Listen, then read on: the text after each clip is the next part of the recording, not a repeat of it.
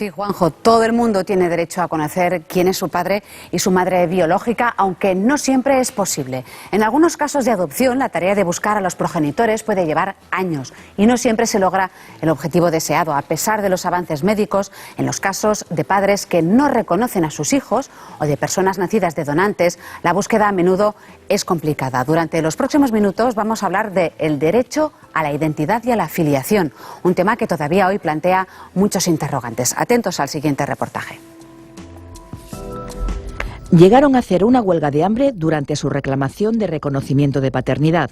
Carmen Bisuerte, que hoy en día lleva el apellido de su padre, Miguel Gila, y Aurora Díaz, madre de Gisela, hija de Jaime Hostos, son solo algunos de los casos de famosos que han llegado a los tribunales. Pepe Navarro se vio obligado a reconocer que es padre del hijo de Ivonne Reyes. Alejandro Sanz tuvo que anunciar que tenía un hijo secreto. El presunto hijo de Julio Iglesias le llevó a los juzgados, aunque no consiguió que le dieran la razón. El torero Manuel Díaz, el cordobés, reivindica que es hijo de Manuel Benítez, el torero del mismo nombre. Incluso algunos miembros de la realeza se han visto obligados a dar sus apellidos a sus descendientes, como es el caso de Alberto de Mónaco. Y en nuestro país, el de Leandro de Borbón, que consiguió por sentencia judicial llevar el apellido de su padre, el rey Alfonso XIII. El análisis de ADN ha conseguido que hoy en día, como nunca antes, se pueda tener la certeza de si alguien tiene un parentesco biológico con otras personas. Sin embargo, ahora el problema es que aquellos a quienes se les reclama la filiación se hagan la prueba. Hoy en día se han simplificado tanto este tipo de pruebas que es posible adquirir un test que nos permite salir de dudas a partir de una muestra de pelo o de uñas. Has de poner la prueba, o sea, la muestra de la persona junto con la que quieres averiguar realmente si tienen parentesco entre sí. O sea, puede ser su tío, su abuelo, su hermano, su padre. Entonces esto, cuando el cliente ya lo ha hecho, has de llamar al laboratorio y el laboratorio se encarga de venir a buscarlo y en cuestión de unos 20 días o 30 tienes el resultado. 100% fiable. La legislación española reconoce el derecho a la filiación y el derecho a la identidad de las personas adoptadas. Eso siempre aconsejamos que antes de iniciar la búsqueda nos preparemos para esa búsqueda. Yo creo que la gente, claro, historias hay muchas y las historias que suelen salir o son muy dulces o son muy agrias. Es importante desmitificar y bajar a la gente a la realidad, ¿no?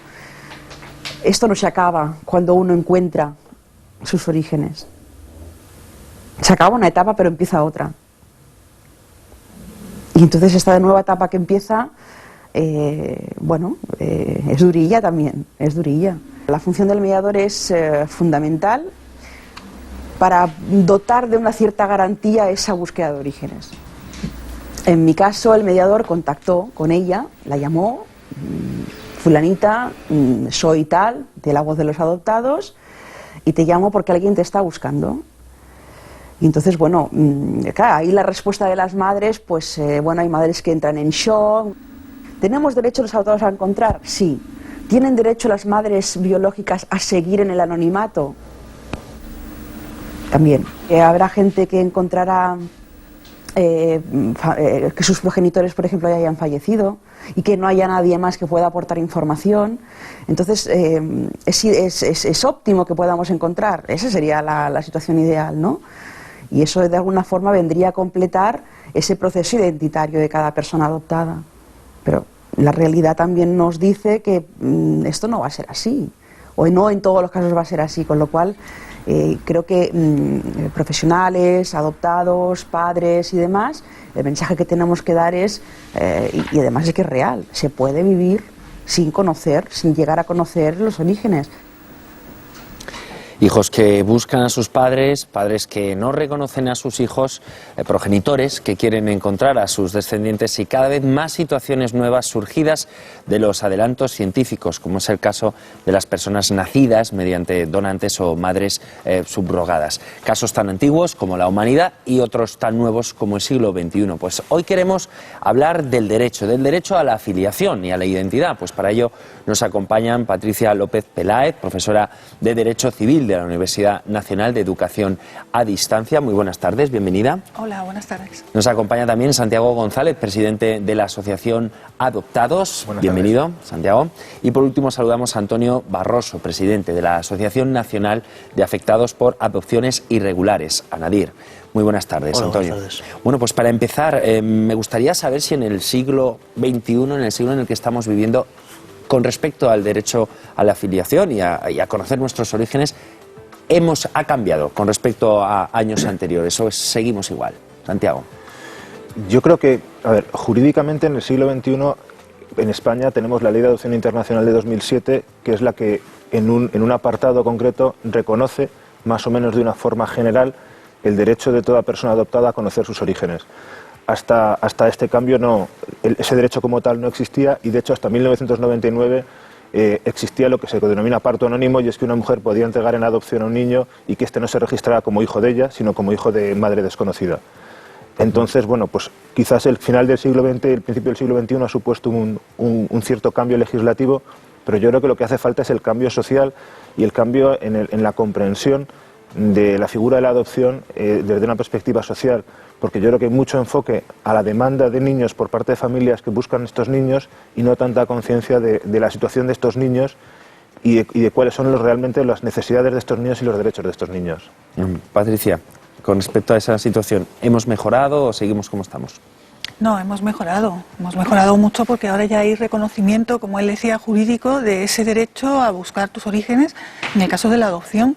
Y hasta el año 2005, en el que esto se cambió, no solo no había ese derecho claramente establecido, sino que al contrario, casi primaba la idea de que no era bueno que los niños supieran que eran adoptados, que supieran que tenían otros padres, y esto se entorpecía mucho. Entonces han cambiado el sistema enormemente. Antonio, ¿cuál es tu opinión? Mi opinión es que sí, que ha mejorado bastante, porque ahora tenemos el derecho a saber, ¿no? Todas las personas nacidas en este país tienen derecho a saber de sus orígenes, y yo creo que es un avance muy importante.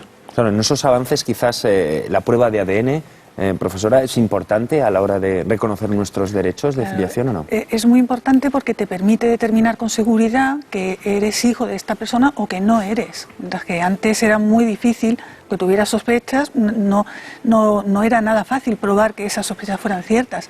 Y ahora mismo es mucho más fácil. Claro, es mucho más fácil, pero Santiago, es decir, tenemos el derecho a conocer nuestros orígenes, pero el camino no es del todo fácil. A ver, en la práctica hay una cierta incoherencia. La ley dice que el adoptado tiene derecho a conocer su identidad. De hecho, incluso aquí en Cataluña está regulado que a partir de los 7 años, si no me equivoco, o de los 12 años, es obligatorio que se le comunique que el niño es adoptado. Que a mí me preguntaran, ¿qué te parece esa ley? Digo, es que a mí me parece que por el propio sentido común un niño tiene que saber siempre que es adoptado. Claro. Porque si no, lo que le estás diciendo es, le estás mintiendo, porque por defecto le estás diciendo que es hijo biológico de quien no es. Entonces, mal podemos ir ya empezando con mentiras. Eso es indispensable, lo de decirle a los niños eso es fundamental. Que son adoptados es fundamental. Yo creo que incluso hasta antes de los 12 años se tendría que empezar a preparar al niño desde el principio. A mí me han dicho con desde 2, 3 años y, claro. y no, para mí es algo normalizado. Claro. Y yo creo que es mucho mejor, y la gente que os habéis enterado mucho más mayores, pues lo pasas peor, lo pasáis mucho peor, o sea, eso está comprobado. Claro, porque no sabes la verdad y entonces tienes ahí la duda de qué ha pasado, por qué, si te explicas las cosas. Tu principal figura de referencia, que son tus padres, en este caso adoptivos, se convierten en un momento determinado en los que te han estado con la mayor mentira en tu vida. Entonces, eso te genera, o sea, no hay aquí ningún psicólogo, pero eso te genera un trauma brutal. Un trauma. De todas maneras, yo sí quiero decir que esa obligación que existe para los adoptantes de comunicar a los niños como máximo con 12 años, como máximo, pero incluso antes, que son adoptados, solo la hay en Cataluña. Solo la hay en Cataluña. En el resto del Estado español no hay ningún tipo de obligación para los padres adoptantes pero aún más. de dar a conocer esto. Otra cosa es que ellos lo vayan adelantando, entiendan, pero a lo mejor no a los 12, a lo mejor a los 16 o por a los el bien 18. de los hijos, ¿eh? O sea, es que eso los padres tendrían que hacerlo sistemáticamente por el bien de sus hijos. Si de verdad los quieren, y los quieren como hijos, no tienen que mentirles. ¿Pero qué temen? ¿Quizás perderlos? Claro, con el tiempo. Porque yo pienso que los padres adoptivos, la mayoría en general, estoy generalizando, son egoístas, ¿no? Y tienen miedo a eso, ¿no? A perder, ¿no? Hostia, si no le explico la verdad, voy a perder a mi hijo. No es así. Si le explicas la verdad, lo vas a tener más cerca, porque va a confiar en ti. Pero no si los le padres mientes, va a adoptivos, desconfiar. Antonio, yo creo que en general Padres adoptivos. En general, cualquier padre, no Claro. solo el adoptivo, porque yo creo que el padre al final, el comportamiento como padre, yo he tenido padres adoptivos, he visto muchos padres biológicos, yo soy padre biológico, tu función de padre la ejerces igual. No es tanto la propia función, sino el reconocimiento de esa persona. O sea, tendemos como padres, o tenemos no sé, la tentación de, para evitar un daño a nuestros hijos, para que no les duela, no les contamos la verdad. Mentir, no. Y eso te puede ocurrir con un biológico y con un adoptivo. El problema es la consecuencia de esa mentira, cómo de profunda es. Claro. Cuando le estás mintiendo sobre su propia identidad, su propia realidad, ¿no? Pero es que eso es Pero yo no creo que sea por un tema, a ver, egoístas. Yo no calificaría a los padres de egoístas. Pero bueno, sí. pero yo creo que es una... En mi situación, a lo mejor la tuya, ¿no? Pero bueno, yo hablo con muchos adoptados, tú lo sabes, y la mayoría piensan como yo, ¿no? Que los padres adoptivos son egoístas, ¿no? Después hay otro problema, y es cuando la adopción viene causada por una incapacidad de tener hijos biológicos. Hay familias que adoptan por este motivo, otras que no. Pero cuando se llega a la adopción por una gran frustración por no poder tener hijos, en un momento existe el riesgo, si no se trabaja adecuadamente, afortunadamente hay muchas asociaciones de padres adoptantes que trabajan muy bien esto, de que no se identifique ese niño que se ha adoptado con el niño que no se ha podido tener. Porque son dos personas distintas y le vas a hacer, si no a un niño adoptado, hacer vivir la vida que no era. Pero no es suya, que no le corresponde. Eso también es importante. Si nos centramos, por ejemplo, en las adopciones irregulares, es prácticamente imposible, ¿no, Antonio?, llegar a descubrir o llegar a averiguar quiénes son tus padres biológicos. Bueno, si tus padres están buscando, no, porque si están buscando tus padres, estás buscando tú, hoy en día ya hay bancos de ADN donde se cruzan datos y se verifica si puedes ser hijo o no, ¿no? Luego, las adopciones irregulares, yo me las cuestiono todas, ¿no?, en general, porque nosotros en Anadir tenemos alguna adopción bajo total apariencia de legalidad documental, y cuando esa chica ha encontrado a su madre tenía el certificado de defunción, de que su hija había muerto al nacer. Con lo cual, la adopción, ¿son legales, son ilegales? Habría que revisarlas todas. Una cosa sería la legalidad del propio trámite de adopción. Sí, claro. Que hasta el 89 era un negocio privado, jurídicamente hablando. Entonces, no había una intervención de la administración pública, nada más que en el hecho, primero, de que un juez otorgaba la adopción y después un registro lo registraba. Pero lo que es el conseguir a ese niño se hacía a nivel particular. Por lo tanto, y además, como hasta el 99 existía el parto anónimo, eso hace que la gran mayoría de los adoptados antes del 88, 89, somos hijos que se nos ha adoptado de una forma privada, sin la intervención de la administración pública en la decisión, solamente en la formalización, y además somos hijos de parto anónimo. Si yo voy a mi partida de nacimiento no hay ningún dato sobre mi madre biológica, lo cual hace que en mi caso, de adoptado completamente legal, de acuerdo a la ley de entonces, al de Antonio, sea exactamente el mismo. O sea, la posibilidad de que de que nuestra adopción fuera voluntaria o involuntaria es la misma, y solo encontrando a tu madre vas a saber si acaso, claro, si al final era voluntario, ¿no? Si era voluntario, o cuánta presión recibió para entregarlo, porque la mayoría de las organizaciones que conocemos nos consta que cuando la madre lo quería entregar, el niño se quedaba, y cuando la madre no lo quería entregar, también el niño se quedaba. O sea, aquí los casos, claro, cada caso es un mundo, habría que analizar individualmente esa adopción. Por supuesto, claro. Yo creo que, hombre, desde 1987 el sistema ha cambiado mucho y está mucho mejor, dentro de que efectivamente habrá casos de adopciones irregulares que no son adopciones. Hay robos de bebés que no están ni en el año 90, incluso, y documentados. Yo quiero confiar en que sean los menos. Ten en cuenta que hasta el 99 tú podías poner en circulación un niño. Dejad de acabar la Patricia, por favor. Sin saberlo. Yo, de todas maneras, sí creo que es importante destacar que no estamos hablando del derecho a conocer tu identidad como algo separado de la determinación de la filiación legalmente hablando. Porque en muchas ocasiones lo que se busca es saber quién era tu padre o tu madre, pero no necesariamente deshacer la relación que tienes con los padres adoptantes, declarar la adopción irregular y volver a ser hijo, jurídicamente hablando, de la persona que lo era. Pero yo creo que en ningún momento hemos planteado eso. No, pero creo que sí era interesante dejar constancia de esto, que es otra cosa. El derecho a la identidad se puede reconocer, se reconoce por la legislación a todo el mundo como derecho a saber. Y la filiación jurídica acompañará eso o no, dependiendo de las circunstancias. Y de hecho creo que muchos niños no buscaban tanto deshacer la adopción, como saber de dónde venían. Yo ahora mismo creo que a priori no conozco ninguna, conozco muchísimos que buscamos o que hemos buscado o que buscan y ninguno a priori pretende romper ninguna afiliación. Quiere completar su necesidad. El problema es que la adopción jurídicamente supone una ablación de los orígenes de esa persona que quedan borrados de la documentación. Mira, el problema es no saber la verdad, ese es el problema. Y lo que queremos saber es la verdad. O sea, básicamente es eso. Y por eso se desconecta y por eso, con independencia de la afiliación jurídica, puedes buscar todo el resto. ¿Sabes? Porque si lo conectaras, lo tendrías mucho más difícil. Patricia, en el caso, por ejemplo, a esas personas que se les reclama un poco la paternidad y se niegan a hacer las pruebas de ADN, ¿qué es lo que ocurre? ¿Están en el derecho también de negarse? Sí. Si no te quieres someter a una prueba de ADN, no te sometes y ya está. Lo que sí es cierto es que, como ya son pruebas que no son nada agresivas ni nada invasivas, nada de nada, hay mucha jurisprudencia diciendo que el hecho de que no te sometas a esta prueba no es tan absolutamente determinante. De tal forma que, aunque no tengas una prueba que pueda demostrar que eres hijo de alguien, y el juez no tiene el resultado de esa prueba, si del conjunto de las circunstancias que rodean el supuesto llega a la convicción de que eres hijo de fulanito, declara tu filiación jurídica respecto a esa persona. Además, ¿sabes? No es en el sentido de decir, como no me he hecho la prueba, no se puede acreditar que es hijo mío y en consecuencia ningún juez me puede declarar esta relación. Un juez le puede obligar en un momento dado. Si no la haces, se entiende que es una presunción de que si no la haces es porque pero puede haber dudas, ¿no? El ADN no entiende intimidad. Por ejemplo, en mi caso, yo cuando encontré a mi madre había muerto hace un montón de tiempo.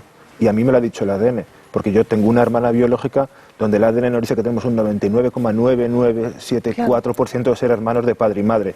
Eso, lo que dice la ciencia es, puede que no tengas datos genéticos de tu madre, pero seguro que es la misma que la de ella, y su padre es el mismo que el tuyo. ¿Tienes relación con tu hermana actualmente, Santiago? Mantengo contacto, sí. Claro. Entonces, después, muchas veces, el derecho a tu identidad, a tu filiación, no solo es un tema de saber quién es tu madre, sino conocer un montón de personas afectadas, porque hablamos del cambio de ley del 87, pero es que lo que se ha dado en este país es que a partir del 87 son los servicios sociales los responsables de identificar situaciones en las que los niños están desprotegidos y asumir la protección de estos menores. En la práctica lo que venía a ser es que el Servicio de Menores intervenía en determinadas familias y se llevaba a los niños con más o menos justificación, porque ahora mismo cuando revisamos estos casos es muy... A veces, a mí me parece bastante increíble que se hayan intervenido estas familias, pero lo que me parece más terrible es que se han llevado a dar hermanos a familias distintas en adopción. De tal manera que tenemos niños nacidos en España, de nacionalidad española, que Servicios Sociales, después del 87, en plena democracia, ha intervenido estas familias, ha llevado a estos menores a un centro de menores, ha dado a estos menores en adopción, con la ablación consiguiente de ser hermanos que supone esta adopción, a dos familias distintas, y estos hermanos que se recuerdan no pueden mantener el contacto porque han perdido todo ese derecho y toda esa situación. Claro. Eso existe hoy en día. Entonces, no sé si hemos mejorado o a veces en algunas ocasiones esta ley lo que ha hecho es enturbiar todavía más la situación en la que nos encontramos las personas adoptadas, que muchas veces somos moneda de cambio en todo esto. Claro, esta situación, Patricia, es terrible, ¿no? Es terrible. Separar a dos hermanos, dos familias diferentes, la ley que no es un caso, ni dos ni tres, es completamente legal. Bueno, sí, incluso hasta dejamos escuchar a Patricia, No, pero es que es lo que ellos dicen, luego la situación práctica es la que es pero es legal lo que estoy contando, ¿qué ha ocurrido? Sí, quiero que sea consciente que las leyes en España hay que cambiarlas, la de adopción, porque permiten hacer auténticas barbaridades y a la vez están castrando, están haciendo una ablación de nuestra realidad. Una persona que es víctima de un abandono, de no poder ser cuidado por su familia, a continuación se le castiga con borrarle su pasado y borrarle el acceso a una familia extensa que sería fundamental. Los niños que vienen de adopción internacional, muchos de ellos no se identificaban a sus familias biológicas. El derecho internacional dice que todo niño tiene derecho primero a ser cuidado por su familia biológica. Si no sabe quién es, ¿cómo demonios acaba en adopción internacional? ¿Cómo se le ha dado la adoptabilidad?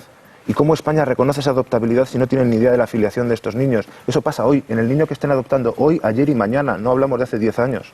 Esto sigue pasando. Bueno, sí que me gustaría saber, Antonio, qué cauces se siguen habitualmente, ¿verdad?, para llegar a localizar a esa familia biológica. Bueno, es difícil. Hay casos que en la adopción, en la escritura de adopción, sí que consta el nombre biológico de la madre, entonces sería muy sencillo, ¿no? Porque ya tenemos un nombre. Entonces, en el caso de muchos de nosotros que tenemos las partidas de nacimiento falsificadas y constamos como hijos biológicos, pues es muy difícil, porque es que está todo falsificado desde el primer momento que naces, ¿no? O sea, ya es que constas como que has nacido de una señora que nunca ha dado a luz, ¿no? Con lo cual es muy difícil, por no decirte casi imposible, encontrar a esa madre biológica, ¿no? Yo, por ejemplo, he hecho una investigación bastante profunda de mi caso y he llegado a encontrar incluso a la monja que me entregó y cogió el dinero, ¿no? Y sé que conoce a mi madre biológica, pero no me quiere decir quién es ni dónde está. Claro, con ¿no? todo eso, la ley no puede obligar, Patricia, a que esa monja dé la información. Bueno, es que eso en realidad no era una adopción, es una adopción irregular. No, es que no hay adopción. Claro, es que ni siquiera hay. Si hubiera sido adopción, se hubiera hecho igual. Eso. Pero no está documentado ni siquiera como una adopción. Pero es que ni siquiera la justicia ha llamado a declarar a esta señora, porque yo la grabé, tengo una grabación para verificarlo, que lo que digo es verdad, pero la grabé en su casa.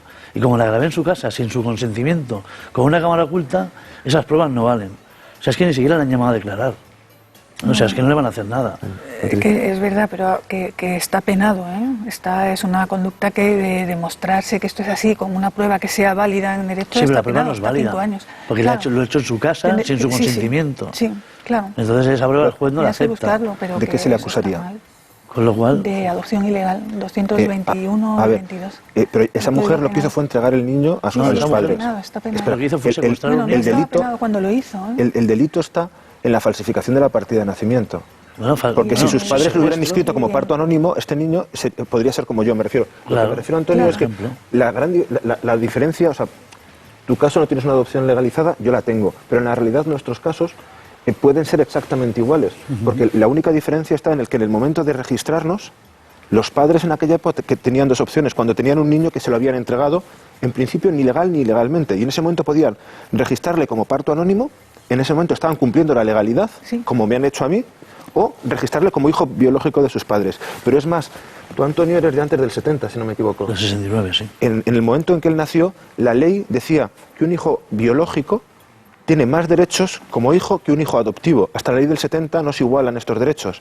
Por lo tanto, en el caso de Antonio, se podría interpretar incluso como una protección a Antonio, dándole los derechos de hijo como biológico en lugar de los adoptivos. Claro. Yo soy del 71, en mi caso sí que tendríamos los mismos derechos, pero puede haber situaciones en que esa adopción no se hizo, no se cumplió esa regularización, por un tema de proteger al propio menor. Favorecerle, precisamente, claro, o sea, ella no se daría. Las leyes son tan torticeras con la adopción que muchas veces hacen malo lo bueno y viceversa. Otro tema, Patricia, ¿qué pasa con esas personas nacidas, pues mediante donantes? ¿Tienen origen? Es decir, ¿tienen derecho a conocer sus orígenes? La ley nuestra de reproducción asistida establece que la donación es anónima y que es anónima, vamos. Pero no tienen derecho esas personas. La ley establece que los nacidos mediante estas técnicas se les da información sobre antropomórfica, datos, y solamente se puede revelar la identidad cuando hay un peligro cierto para la vida del hijo o concurre alguna causa penal. En esos supuestos podría revelarse la identidad, pero como algo totalmente excepcional. Pero ya se contradice, ¿no? O sea, ni siquiera... Con el derecho a saber, ¿no? Que tenemos todas las personas nacidas en este país. Lo trata de forma la ley contradice. Lo tenemos los adoptados, no todas las personas nacidas. La ley de 2007 nos reconoce a las personas adoptadas el derecho a conocer nuestra... Sí, o supongo que si tienes alguna duda, el derecho a buscar.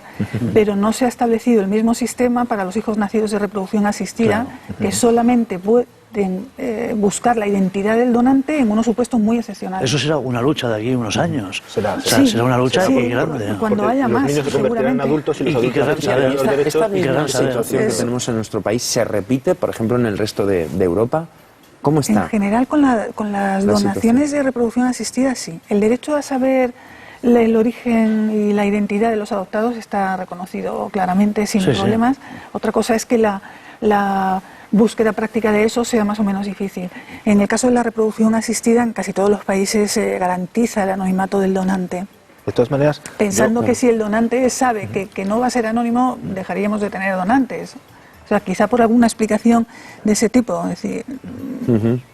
Y lo que pasa aquí, el problema es cuando estamos poniendo por delante del propio derecho de una persona el derecho a ser padre.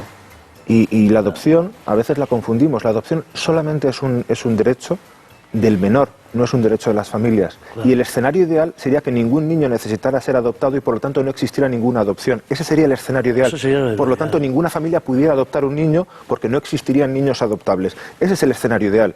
Cuando alguien habla pro adopción, a mí se me ponen los pelos de punta, porque no se puede ser pro adopción. La adopción es una medida de protección. O sea, igual que lo ideal sería que no hubiera ninguna mujer en casas de protección por violencia de género porque ningún marido las pegara, igual debería ser que no hubiera ningún niño adoptado. Entonces, eso es un punto que tenemos que partir. Y del derecho de este propio niño. Muchos aspectos, ya brevemente para ir concluyendo, Patricia, hay que cambiar en el derecho a la filiación. Bueno, en el derecho a conocer la identidad biológica, yo insisto, creo que es bueno separar claramente la regulación de la filiación desde un punto de vista jurídico y el derecho a conocer tu identidad sin que eso tenga trascendencia en la determinación de la filiación. Bueno, y a pues partir de ahí, pues facilitar lo más posible el acceder a los datos que hay de uno mismo para saber. Y luego, cómo coordinar eso con el derecho de los padres a permanecer en el anonimato. Pues que los padres Lo tenemos que cantan dejar aquí. adopción. Lo tenemos que dejar Claro. aquí. Antonio, Santiago, Patricia, muchísimas gracias por la visita. Vemos que es un tema que sigue siendo de actualidad y controvertido. Nosotros aprovechamos para hacer una pausa.